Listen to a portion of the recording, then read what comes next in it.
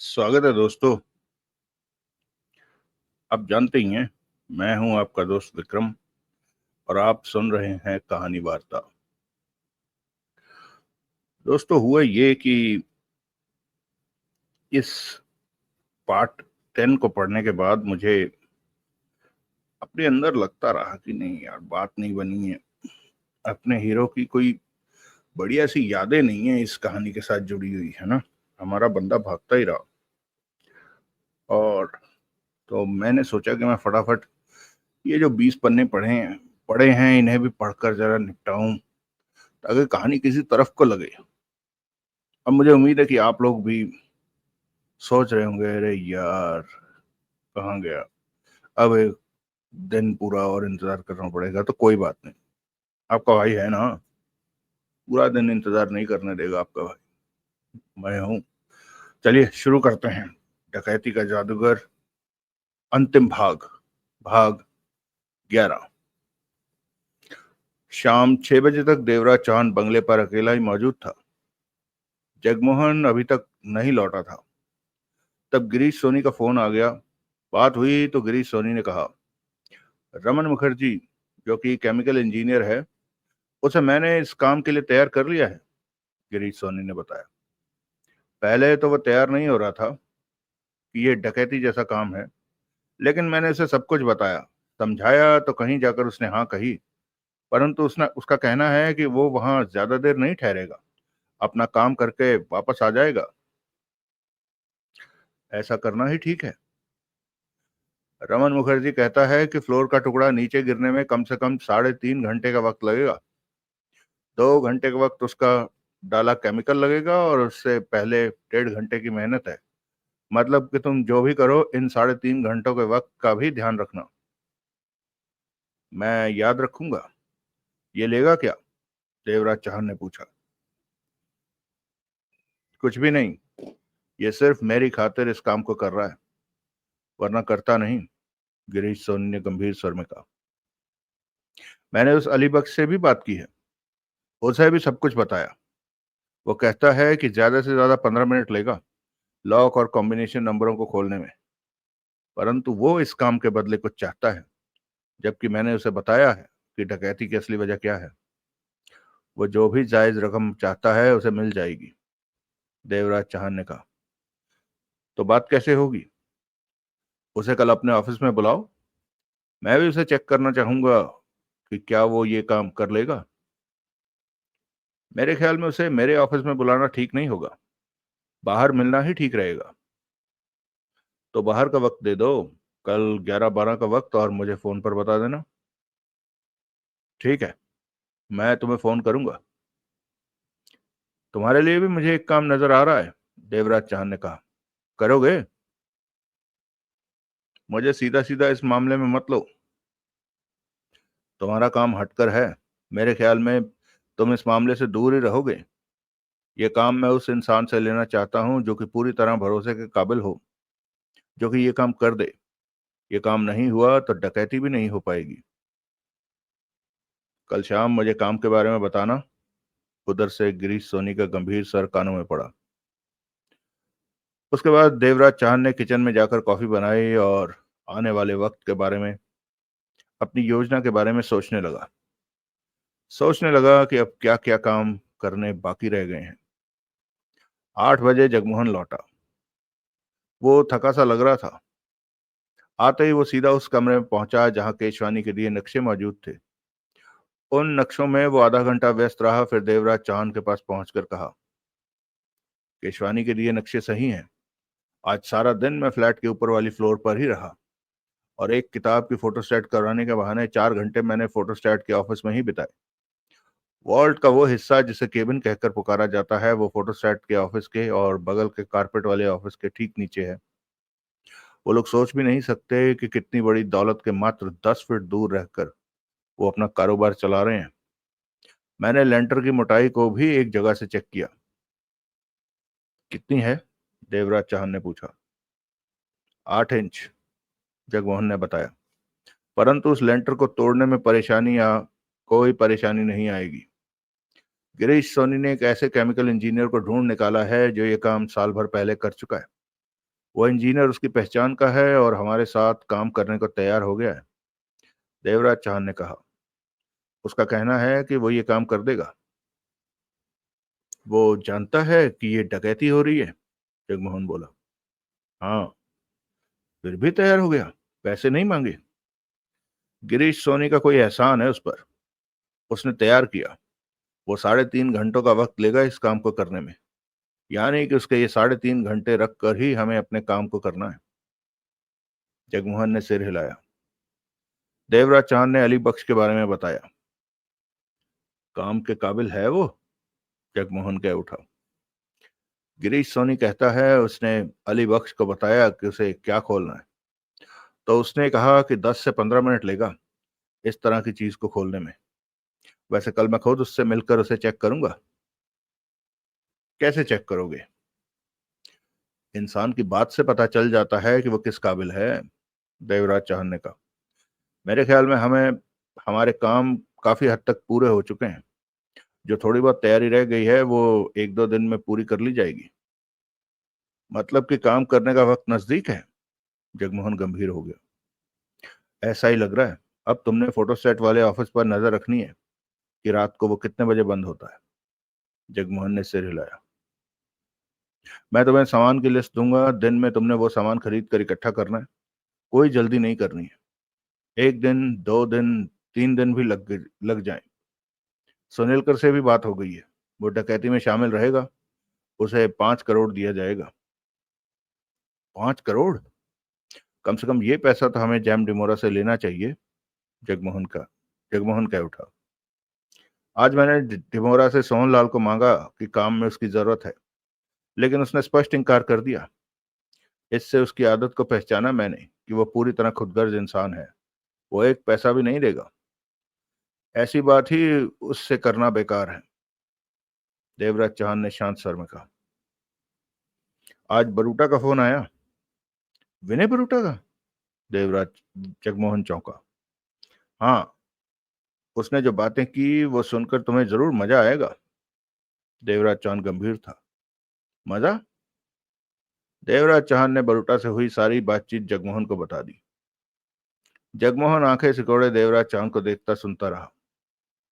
देवराज चौहान के खामोश होते ही जगमोहन अजीब से स्वर में बोला। तो बरूटा का दावा है कि हीरे जवाहरातों से भरे सूटकेस लेने के बाद भी वो सोहनलाल को नहीं छोड़ेगा? वो यही कहता है। देवराज चौहान के चेहरे पर किसी तरह के भाव नहीं थे। अपनी बात पर उसे इस हद तक यकीन है कि पहले तो वो मेरे डकैती करने के खिलाफ था। कहा कि जब हम डकैती करेंगे तो वो पुलिस को और मयंक होरे को फोन पर डकैती किए जाने की खबर दे देगा। लेकिन मेरे ये कहने पर वो पीछे हट गया कि अगर उसकी बात सही निकली तो हीरे जवाहरातों से भरे वो तीनों सूटकेस मैं उसके हवाले करूंगा। उसका मालिक वो होगा। तुम्हें बरूटा की बात पर यकीन है? किस बात पर? यही कि डकैती के वक्त वो पुलिस या होरे को खबर नहीं देगा। क्या पता वो खबर कर दे। देवराज चौहान के चेहरे पर सोच के भाव उभरे। फिर कहा। विनय बरूटा को मैं ज्यादा नहीं जानता, परंतु इतना जरूर कह सकता हूं कि मेरे से ऐसा झूठ बोलकर हमें फंसाकर या हमारी डकैती खराब करके उसे कोई फायदा नहीं होगा। अगर वो चाहता है कि हम वॉल्ट में रखे सूटकेसों की डकैती ना करें तो वो स्पष्ट कह सकता था कि अगर मैंने डकैती करने की चेष्टा की तो वो पुलिस और होरे को खबर कर देगा। परंतु वो तुम्हारी बात माना ही क्यों? क्यों उसने हमारी डकैती करने पर सहमति दे दी? उसने भी तो सोचा होगा कि डकैती सफल हो जाने की स्थिति में 2,000 करोड़ की दौलत उसके हाथ से निकल सकती है। मैंने उसे भरोसा दिलाया कि हर स्थिति में सूटकेसों में पड़े हीरे जवाहरात उसके हवाले कर दूंगा। और उसने तुम्हारी बात पर भरोसा कर लिया, जगमोहन अजीब से स्वर में बोला। अभी तक तो यही लगता है कि किया, पर मुझे नहीं लगता। मुझे लगता है कि ऐन मौके पर बरूटा कुछ कर देगा। इतना शरीफ नहीं है वो कि तुम्हें डकैती करने दे। क्या करेगा? देवराज चौहान ने सिगरेट सुलगा ली। वो जरूर पुलिस को और मयंक होरे को खबर कर देगा कि हम कहां पर मौजूद हैं और कैसे डकैती कर रहे हैं। देवराज चौहान के चेहरे पर सोच के भाव उभरे। जगमोहन देवराज चौहान को देखता रहा।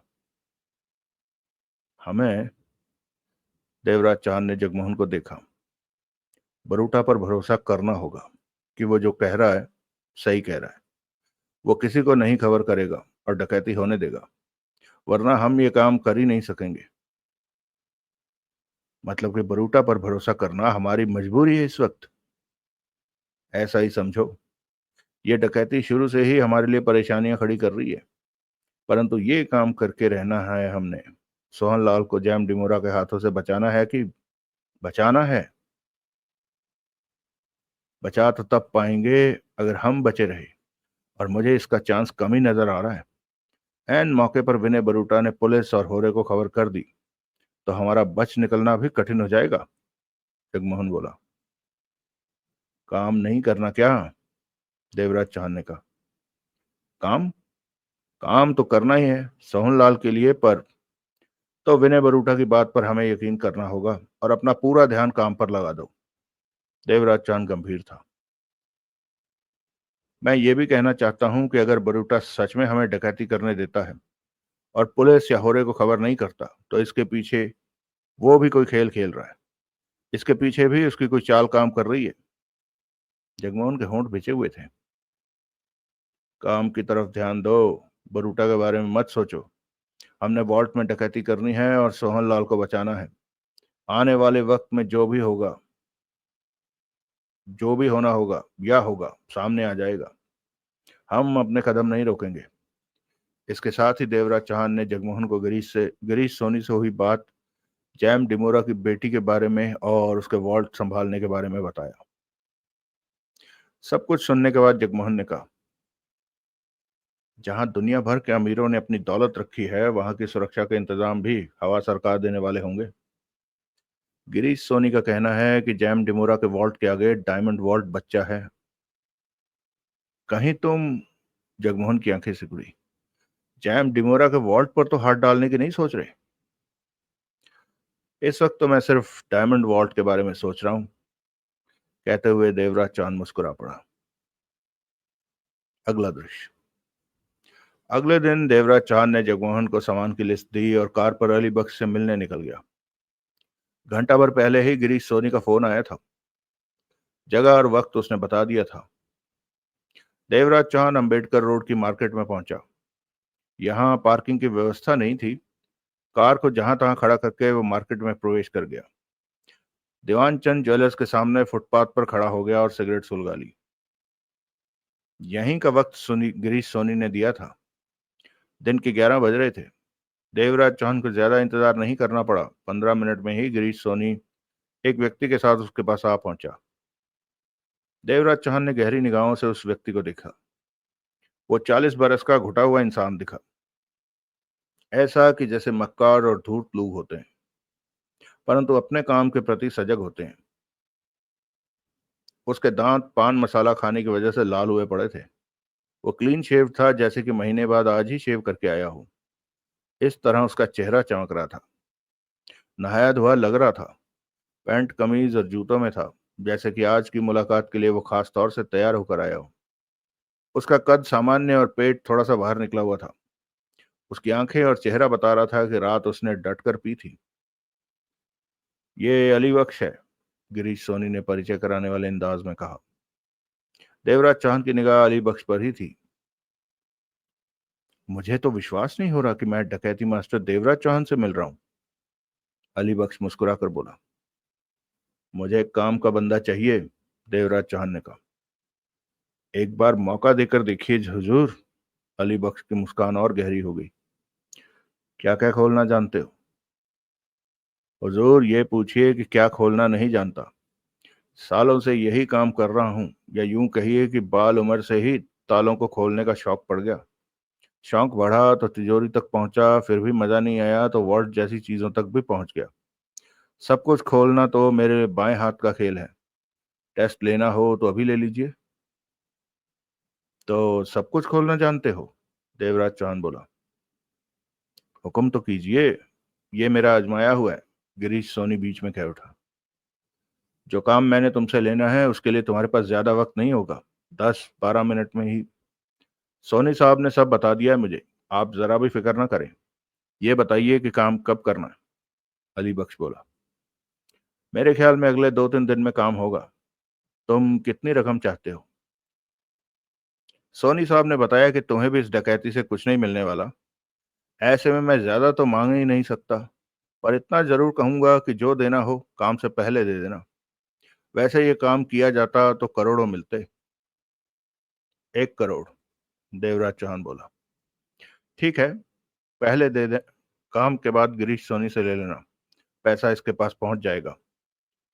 ये भी ठीक है, अली बख्श ने सिर हिलाया। एक बात याद रखना अली बख्श, कि तब तुम्हारे पास 10 मिनट होंगे। इतने वक्त में काम हो जाना चाहिए। अभी भी सोच लो, मुझे 100% समय सीमा के भीतर ही काम चाहिए। बार बार कहकर क्यों शर्मिंदा कर रहे हैं?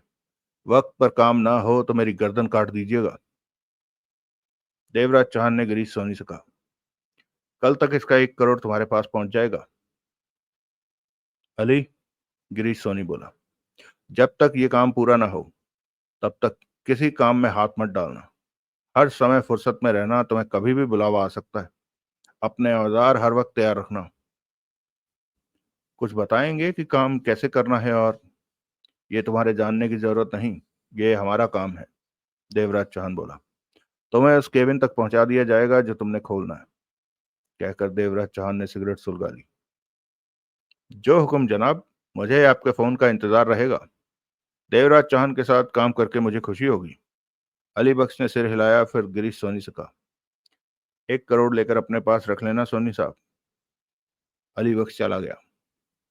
गिरीश सोनी ने गंभीर स्वर में देवराज चौहान से कहा, तुम मेरे से क्या काम लेना चाहते हो? देवराज चौहान ने बताया कि काम की रात संभव है वालों को कोई गड़बड़ का अंदेशा हो जाए, क्योंकि ऊपर से वॉल्ट में 3 बाई 2.5 फीट का लेंटर का टुकड़ा नीचे गिरेगा। तेज आवाज होगी।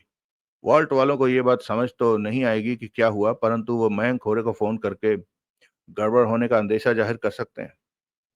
ऐसे में मयंक खोरे भागा भागा वॉल्ट तक पहुंच जाना चाहेगा, परंतु उसे पहुंचने नहीं देना है। मैं चाहता हूं, देवराज चौहान ने कहा, मयंक खोरे को तब तक वॉल्ट पहुंचने में ज्यादा से ज्यादा देर हो जाए। उसे रोकने का काम तुम करो। तुम बेहतर सोच सकते हो कि मयंक खोरे को कैसे रोके रखना है। मेरे लिए यही काम है? गिरीश सोनी ने पूछा। देवराज चौहान ने सिर हिलाया। मैं ये काम कर दूंगा। मयंक खोरे को तुम पर शक न हो कि तुम वॉल्ट में डकैती करने वालों से मिले हुए हो। शक नहीं होगा, गिरीश सोनी ने गंभीर स्वर में कहा। मैं सारा काम ही इस तरह करूंगा। मुझे बता देना कि किस रात तुम ये काम करोगे, तब मुझे मयंक खोरे के घर पर नजर रखनी होगी। मैं उस केमिकल इंजीनियर से मिलना चाहता हूँ, देवराज चौहान ने कहा। क्यों? उससे पूछना है कि वो काम कैसे करेगा, उसे किस किस चीज की जरूरत पड़ेगी, काम के वक्त क्या सामान चाहिए। ये बातें उससे फोन पर भी कर सकते हैं। फोन पर? देवराज चौहान ने सोचा। मैंने उसे कठिनाई से इस काम के लिए तैयार किया है, जबकि वो किसी डकैती का हिस्सा नहीं बनना चाहता। शरीफ आदमी है। बेहतर होगा तुम उससे ये मत पूछो कि वो कैसे काम करेगा। उसे पता है कैसे काम करना है। उसे किस किस चीज की जरूरत पड़ेगी ये उससे पूछ सकते हो, गिरीश सोनी बोला। वैसे तुम्हारी मर्जी, जैसा तुम कहोगे मैं वैसा ही कर दूंगा। उससे मिलूंगा नहीं तो काम के वक्त वो मुझ तक कैसे पहुंचेगा? मैं उसे पहचानूंगा कैसे? इसकी चिंता मत करो, मैं वो देख लूंगा। ठीक है, उससे मेरी फोन पर बात कराओ, देवराज चौहान बोला। गिरीश सोनी ने रमन मुखर्जी से फोन पर देवराज चौहान की बात करा दी। देवराज चौहान के पूछने पर उधर से रमन मुखर्जी ने कहा कि अपना सामान वो खुद लाएगा, उसके पास रखा है। उसने बहुत ज्यादा बात नहीं की। बात करते हुए वो कुछ व्याकुल सा लग रहा था। देवराज चौहान समझ गया कि वो इस घबराहट में है कि वो डकैती का हिस्सा बन रहा है। बात करके देवराज चौहान ने फोन गिरीश सोनी को देकर कहा, तुमसे एक बात पूछना चाहता हूँ। पूछो, गिरीश सोनी ने उसे देखा। अपनी दौलत वापस लेकर जैम डिमोरा सोहनलाल को वापस कर देगा? देवराज चौहान ने पूछा। क्यों नहीं करेगा? गिरीश सोनी कह उठा। यकीन है तुम्हें? हाँ, परंतु तुम्हारे मन में ये बात क्यों आई? यूं ही, देवराज चौहान मुस्कुरा पड़ा। मन में बात थी तो पूछ लिया। डिमोरा सोहनलाल को जरूर वापस देगा। उसे सिर्फ अपनी दौलत से मतलब है। उसे अपने हीरे जवाहरातों का संग्रह वापस चाहिए। अगला दृश्य। अगले 2 दिन देवराज चौहान और जगमोहन के व्यस्तता से बीते। जरूरत का सामान जगमोहन इकट्ठा करता रहा और शाम को सरस्वती मेंशन पहुंचकर फोटोस्टेट वाले ऑफिस पर नजर रखता कि वो कब बंद होता है। देवराज चौहान वॉल्ट के नक्शे को देखने और अपनी योजना से गलती निकालने की कोशिश में लगा रहा। जगमोहन द्वारा इकट्ठा किया सामान चेक करता रहा। देवराज चौहान जानता था कि सिर्फ एक ही मौका उसे मिलेगा वॉल्ट में प्रवेश करने का। अगर असफल हुआ तो सोहनलाल की जान खतरे में पड़ जाएगी। गिरीश सोनी को अली बख्श का 1 करोड़ रुपया दे दिया था। गिरीश सोनी के द्वारा केमिकल इंजीनियर रमन मुखर्जी को तैयार रहने को कह दिया गया था। तीसरे दिन देवराज चौहान और जगमोहन को लगा कि वह पूरी तरह तैयार हो चुके हैं। फोटोस्टेट वाला ऑफिस रोज रात 9 और 10 के बीच बंद हो जाता है, जगमोहन ने बताया। तब आसपास के ऑफिसों की क्या पोजीशन होती है? देवराज चौहान ने पूछा। लगभग सभी बंद होते हैं। कभी कभार कोई ऑफिस खुला रहता है, लेकिन 10 बजे तक बंद हो ही जाता है। फ्लोर कारपेट वाला ऑफिस भी 9 बजे तक बंद हो जाता है, जगमोहन ने कहा। इसका मतलब फोटोस्टेट के ऑफिस में घुसने में हमें दिक्कत का सामना नहीं करना पड़ेगा, देवराज चौहान बोला। रात को उस पर किस प्रकार का लॉक लगाया जाता है? डबल लॉक है, परंतु साधारण है। दरवाजा बंद करके चाबी घुमाकर लॉक कर दिया जाता है और दरवाजे की कुंडी चढ़ाकर उस पर प्लाजा का ताला लटका दिया जाता है। इन्हें अली बख्श खोल लेगा। काम कब किया जाएगा? देवराज चौहान और जगमोहन की नजरें मिली। देवराज चौहान ने कलाई पर बंधी घड़ी में वक्त देखा। शाम के 4 बज रहे हैं। कल हम डायमंड वॉल्ट में प्रवेश करेंगे, कल रात को। आज भी तुम फोटोस्टेट के ऑफिस और आसपास के ऑफिसों पर नजर रखोगे। हमारी तैयारी पूरी हो चुकी है।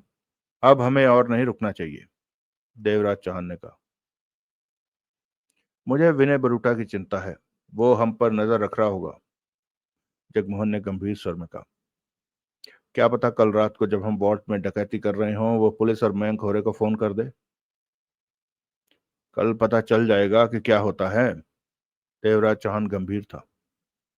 हमें अपना काम करते जाना होगा। काम नहीं रुकना चाहिए। अगर बरूटा ने गड़बड़ की तो डकैती को भूल जाओ, हमारा बचना भी कठिन हो जाएगा। जगमोहन ने गहरी सांस ली। मेरी नजरों में तो बरूटा जरा भी विश्वास के लायक नहीं है। वो हमें डकैती करने से रोक सकता है, परंतु नहीं रोक रहा। उसके मन में जरूर कुछ है। ये वक्त इन बातों को सोचने का नहीं है। काम की तरफ ध्यान दो, देवराज चौहान ने गंभीर स्वर में कहा। ये दिन इसी प्रकार काम में निकल गया। व्यस्तता जारी रही। अगले दिन देवराज चौहान ने फोन करके रंजन सोनेलकर और अली बख्श को एक रेस्टोरेंट में बुला लिया और उन्हें बताया गया कि आज रात को काम करना है। दोनों खुश दिखे। केमिकल इंजीनियर रमन मुखर्जी ने कहा कि वो शाम को अंधेरा होने के बाद जहां कहोगे पहुंच जाऊंगा। तो शाम तक देवराज चौहान सोनेलकर और अली बख्श को जरूरी बातें बताता रहा। पास में जगमोहन खामोश बैठा था, परंतु विनय बरूटा को लेकर उसके मन में व्याकुलता थी कि वो ऐसी दौलत क्यों लुटने देगा जो उसके कब्जे में है। वो जरूर कुछ करेगा। सारी तैयारी हो चुकी थी। शाम 8 बजे देवराज चौहान ने गिरीश सोनी को फोन करके कहा कि वो रात 10 बजे से मैंग खोरे के घर की निगरानी शुरू कर दे और रात को जब वो वॉल्ट पहुंचने को निकले तो उसे ऐसी परेशानी में डाल दिया जाए कि वो 2 घंटों तक वॉल्ट तक ना पहुंच सके। फिर गिरीश सोनी ने बताया कि रमन मुखर्जी उनके पास पहुंचने के लिए अपनी कार में आ रहा है। देवराज चौहान ने जगमोहन को देखा। वो सारा सामान कहाँ है जिसकी जरूरत अब पड़ने वाली है? कार की डिग्गी में, जगमोहन बोला।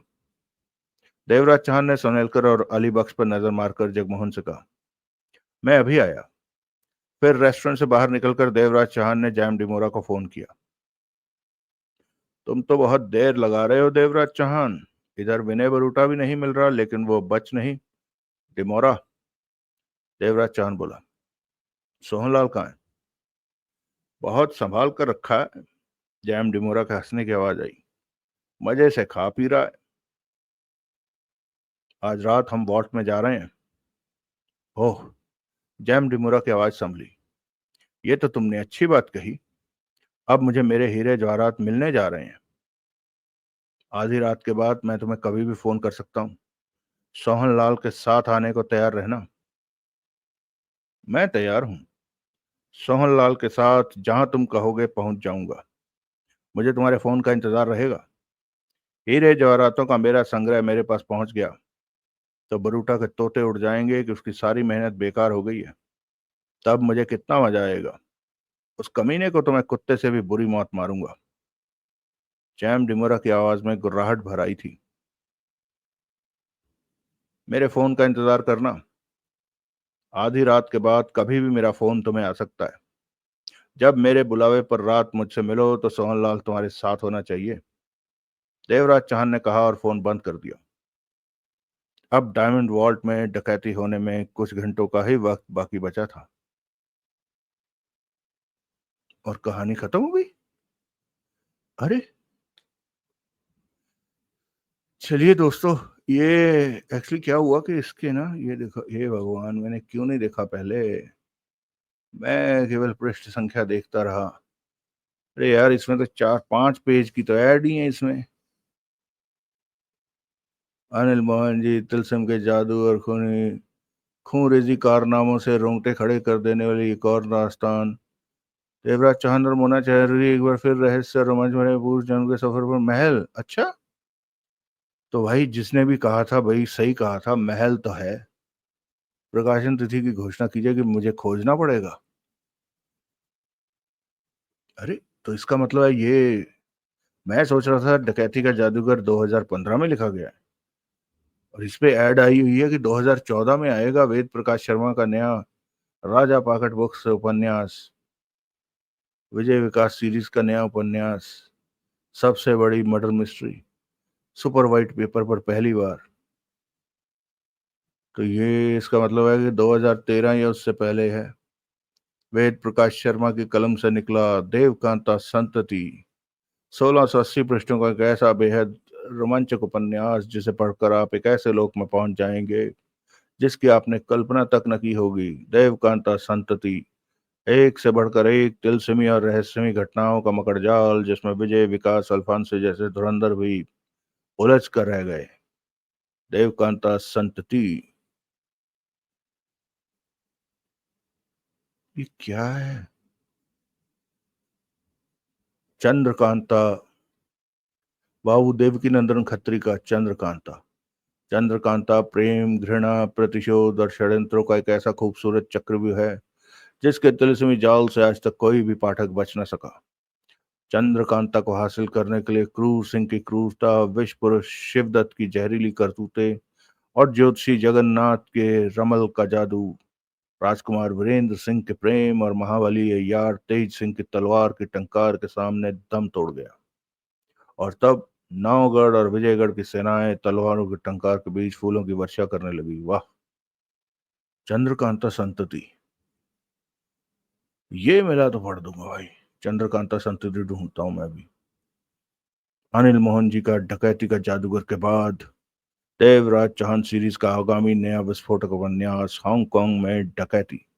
डायमंड वॉल्ट की डकैती के बाद हालात कुछ ऐसे बदले कि देवराज चौहान को जैम डिमोरा की बेटी मैगी के हांगकांग स्थित वॉल्ट में जानलेवा डकैती का अंजाम देना पड़ा। क्या थे वो हालात जो देवराज चौहान को हांगकांग में डकैती डालने के लिए बाध्य कर रहे थे? मई 2014 से संपूर्ण भारत में उपलब्ध। मैंने जानबूझ के ये पढ़ दिए दोस्तों, आप लोगों को इंतजार करवाने के लिए। मुझे अफसोस हो रहा है। कोई नहीं, मुझे पहले ही लगा था, मेरे मन में खटका लगा था। मुझे लग रहा था कि यार बीच में रुक गई ये कहानी, मजा नहीं आ रहा है। ये 10 की जगह 11 हो गया एपिसोड। मैंने आप लोगों को पहले बताया मुझे ना इवन पसंद है और नहीं पसंद। अब ये 11-12 नहीं जा सकता था।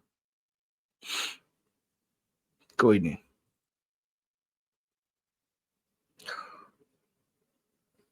आप लोग क्षमा कीजिएगा इस तरह इस इसे बिखेरने के लिए चक्कर में। पर डोंट वरी, ये पहुंच रहा है आपके पास। ज़्यादा देर इंतज़ार नहीं करना पड़ेगा। तो चलिए फिर हम मिलते हैं हांगकांग में डकैती में। आप सब दोस्तों को के लिए प्रार्थना है कि आप लोग खुश रहें, सुखी रहें, स्वस्थ रहें। जय हिंद, वंदे मातरम।